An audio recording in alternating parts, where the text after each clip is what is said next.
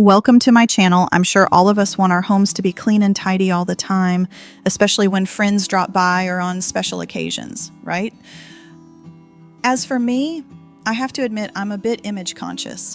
Whenever there's a guest, I scramble to clean so the house looks really put together. But living like that is exhausting because I'm busy all the time and usually have to wait until the weekend for a big deep clean.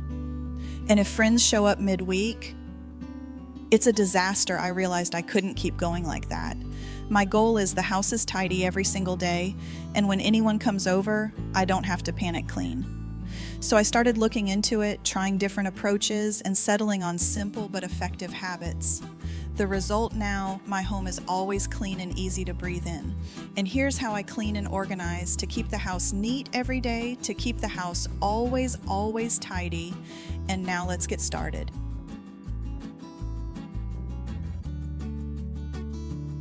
You can't organize an excess, you have to make it smaller first. Pretty bins, fancy baskets, fresh smelling labels, they sound great and look nice, but if the amount of stuff is still overwhelming, they're just makeup for the mess.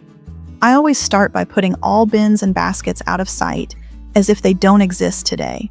I grab 3 very ordinary things: a trash bag, a box for put back where it belongs, and a box for donate. Then I only look at the top layer, what you can see right in front of you. Absolutely do not pull the whole cabinet onto the floor for the thrill of it. That's the trap that makes you give up fast. In the first 10-15 minutes, the goal isn't to finish, but to reduce what's visible by 20 or 30%. Move quickly.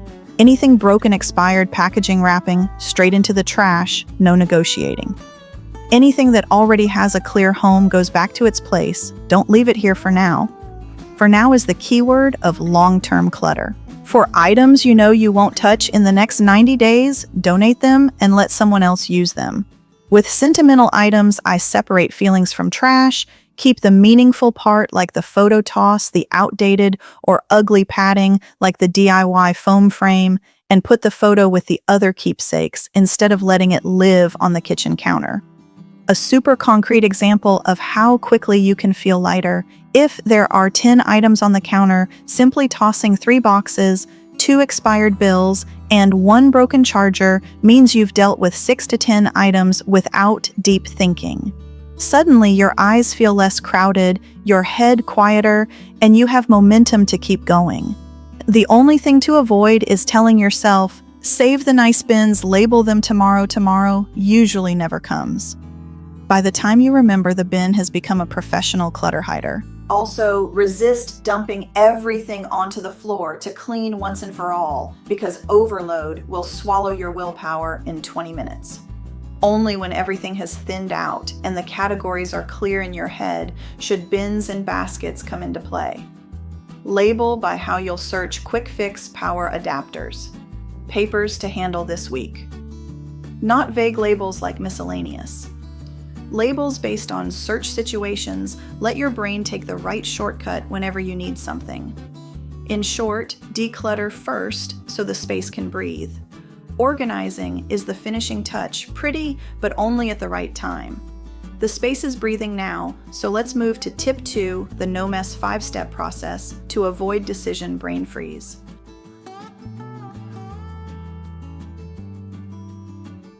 I always start with trash, anything, broken, expired, packaging, ugly paper frames, let it go right away. Once that top layer disappears, your eyes relax and your head quiets down. Next is the easy stuff. Anything that already has a home goes straight back, no debate. The hole punch into the office supplies drawer, chargers to the power adapters zone, scissors to the scissors spot. For the in-between items, I ask quickly, will I use this in the next 90 days? If not, donate it, don't let, just in case rent space long-term.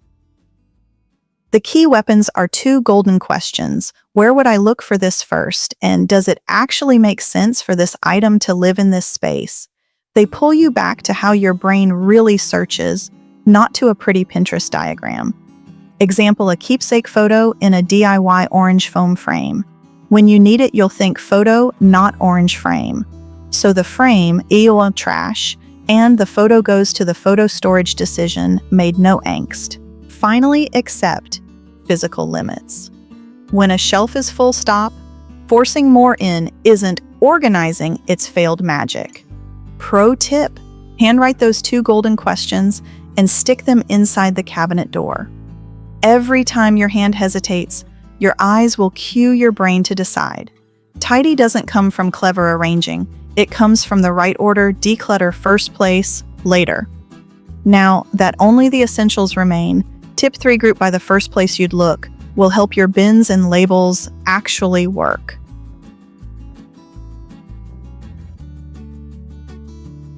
Bins aren't magic. They only work when they mirror how you actually look for things. Keep it simple when you need this. Where would you look first? Items that share the same first place you'd look belong in the same bin. If it's your quick fix zone, keep the voltage tester tape, zip ties, mini screwdrivers together. Label by situation. Not MySC quick fix, power/adapters, papers to handle this week. When labels match your search habit, the next time you open the cabinet, your hand will go to the right spot automatically. Aesthetically, frosted, opaque bins look tidy, but use them after you've decluttered. Tips 1, 2. If you haven't filtered yet, pretty bins just hide clutter. Once there's less stuff and the groups are clear, you'll open a bin and immediately see items that fit the context, not a random jumble. A familiar moment you need zip ties. Your brain says quick fix zone, not bin number 3 bottom shelf. Open the quick fix bin, grab them, done in seconds. But a universe bin holding everything from candles to a rubber mallet. You might remember today and forget tomorrow. One small safeguard: each bin serves one situation only. When you pick up something that doesn't belong, don't force it in return it to the place you'd look first, or let it go if you'll never actually look for it. Having bins isn't enough, though. Let's move to tip 4, the cabinet door trap. Pretend the cabinet is always open so the inside stays truly tidy.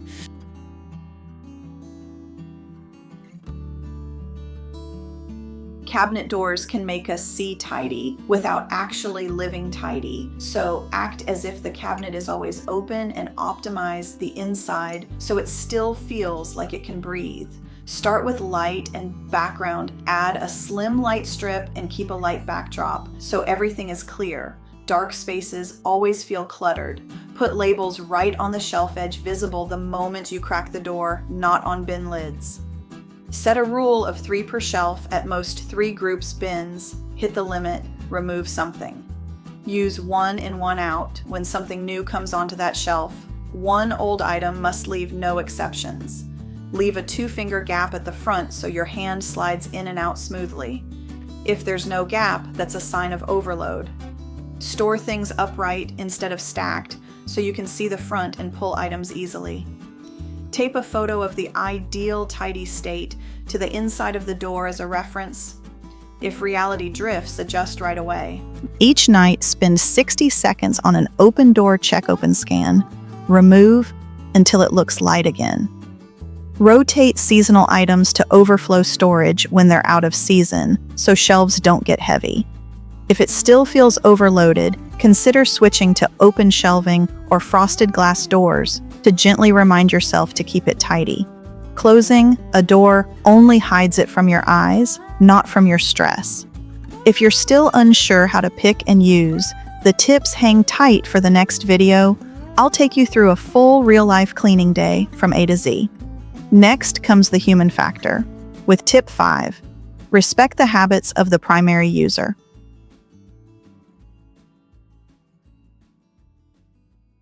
A storage spot is right when the person who uses it most can find things and put them back without asking anyone.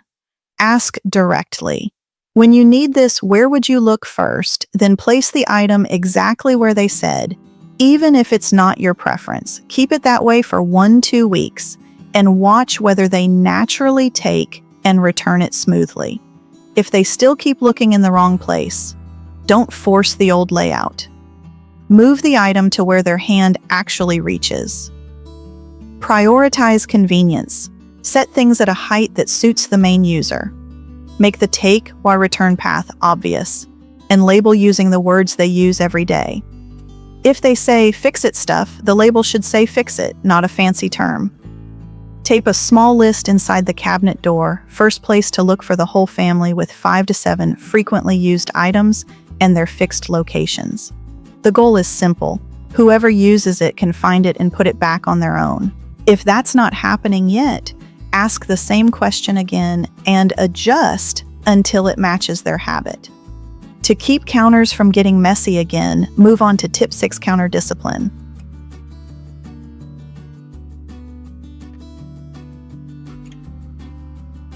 Countertops aren't a drop-off zone. If you put something down and think I'll deal with it later, it'll end up staying there. So agree on one super easy rule. Anything placed on the counter must immediately go one of 3 ways: back to its home, to donate, or to trash. There's no just for now. To keep it simple, use one 24-hour landing tray. This is the single spot for new items you haven't processed yet: mail, papers, receipts. After 24 hours, the tray must be empty. Every evening, spend 5 minutes expired, irrelevant. Trash, needs keeping, into the file, belongs elsewhere, back to its home. If the tray is full, you process it. Do not start a second tray. Avoid the many temporary trays trap, because the more trays you have, the longer things linger. Keep the tray somewhere visible. Label it 24 hours only, and draw a fill line on it once items hit the line. You clear it. Do this daily, and you'll wake up to a clear counter and a lighter head. Go a bit deeper with tip 7. Identify the things you'll never go looking for.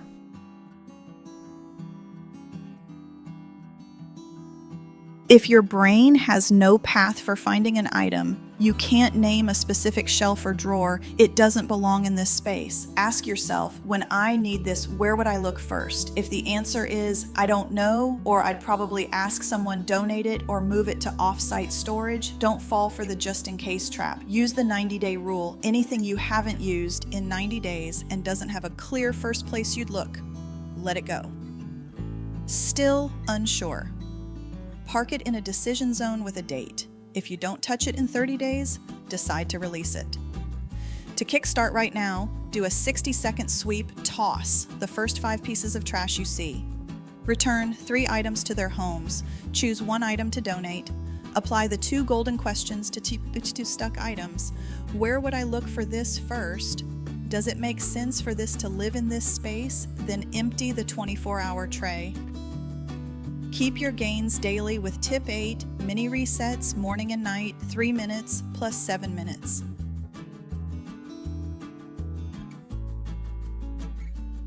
Don't let cleaning pile up into a weekend mountain. Each morning before you head out, spend 3 minutes doing a quick loop, pick up stray, trash straighten, anything askew, and return 3 to 5 items to their homes. The goal is simply to reclaim surfaces so the house starts the day in a decent state.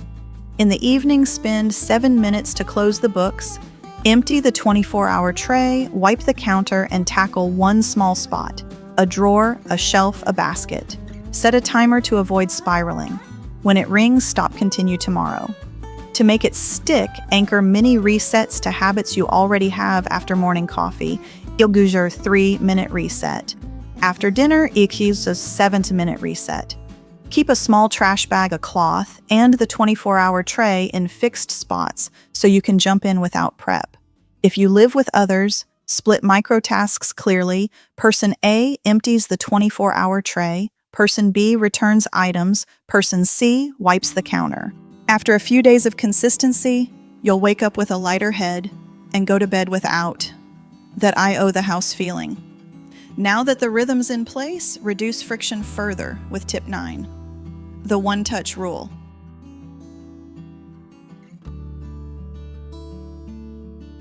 The secret to a tidy home isn't a burst of intense cleaning, it's the one-touch reflex. The moment an item leaves your hand, it goes straight back to its home. No parking for now, no waste stations.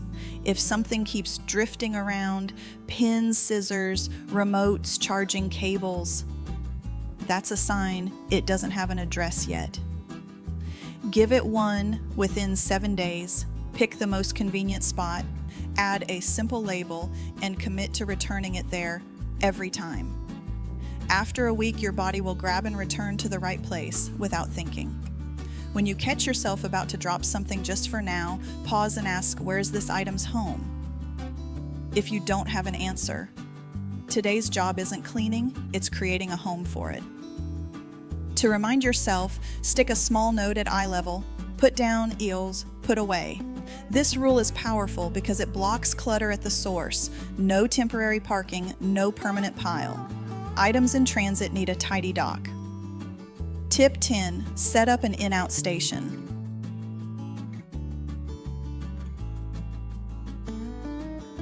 Items that pass through your life. Things you borrowed and need to return. Parcels waiting to ship gifts you're about to bring papers to submit usually don't have a home in the house, so they end up loitering. Reserve a single basket/cubby near the door as the in-out station. Label it clearly and clip a note with due dates or reminders. Everything in transit passes through here instead of spilling onto the kitchen counter or sofa. Each evening, spend 30 seconds scanning the station move tomorrow's outgoing items to the front. Anything completed gets dispersed back to its proper home. Each morning before leaving, tap the station once to grab what needs to go. When the flow of moving items is gathered in one place, the rest of the house instantly feels lighter, surfaces stay cleaner, your brain carries fewer mental post-its, and you stop tearing the place apart at the last minute hunting for things to take. Switch to a smarter way of assigning spots with tip 11, give items an address based on actions, verbs.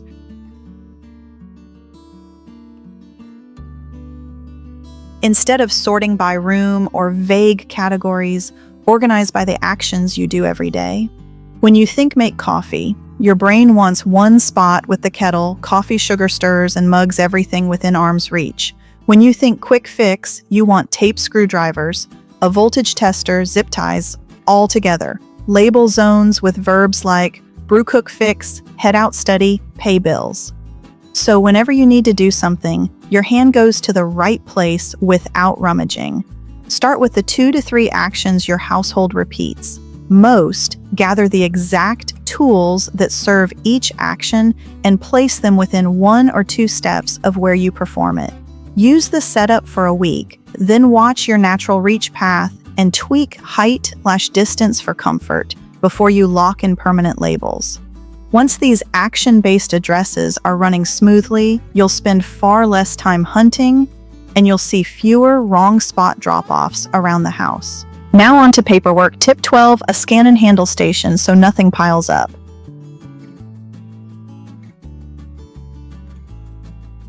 Paper piles up mostly because we leave it for later. The fix is a small permanent station with your phone or a scanner. A scan app binder clips pre-labeled folders and a shred bin.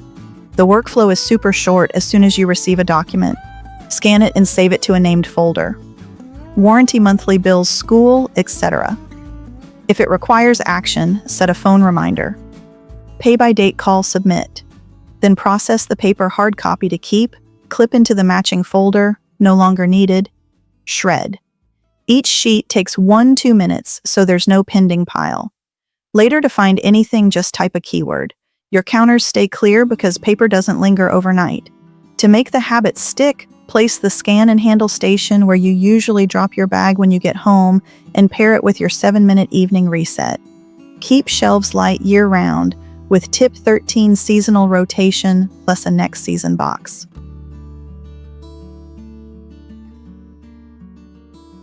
Many shelves stay crammed because we keep just-in-case items out all year, even though they're only useful for a few months. Choose a quarterly rotation point, start of March, June, September, December, and run a shift change for seasonal items. Anything out of season gets cleaned and packed into a next season box label. The outside, with a short contents list and the date, then store it up high or in overflow storage. Items in season come down to the most convenient spots. Thanks to the label and contents list, you won't have to guess what's inside, and next time you can bring the whole box down in one go. If a next season box goes an entire season without being opened, take that as a strong signal to let some of it go. This rotation keeps shelf capacity just right. Frontline spaces hold what you're actually using, and the rarely used stuff doesn't hog visual space. Your home feels tidier, and decisions feel lighter. Lasting tidiness starts at the door. Tip 14. Control your inputs.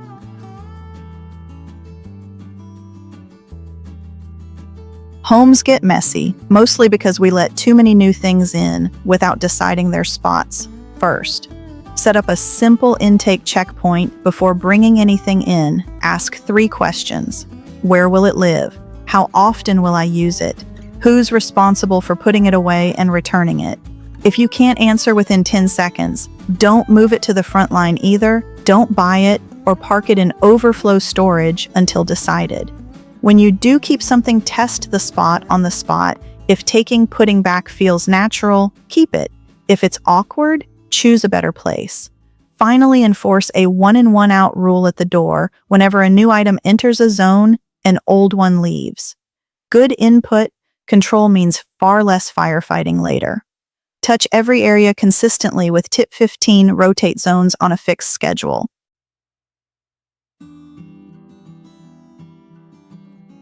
Instead of pouring your energy into cleaning the whole house at once, divide your home into 5 zones, e.g., kitchen, living room, bedroom, bath, / laundry, hallway, storage, and assign each zone to a set day of the week.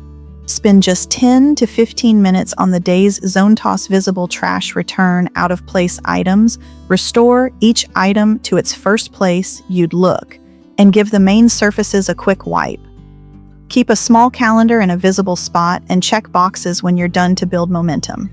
This rotation keeps you from owing the house a deep clean. Every area gets touched regularly, so by the weekend you only need light maintenance, not a cleaning marathon. For busy households, add extra clarity with tip 16, color codes and personal return points by user.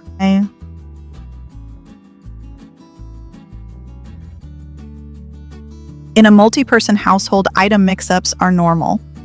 Assign a color to each family member, labels, small stickers, or colored tape on bins / trays, and set a personal return point in a spot they pass often.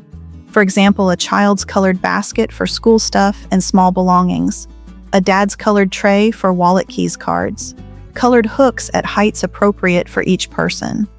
Make one clear rule: if you see an item with someone's color out of place, drop it at their return point. At day's end, each person takes their basket / tray back to their room and puts things away in their proper home. After a week, you'll hear far fewer "whose is this?" and returns get faster because everyone has a clear path home for their stuff.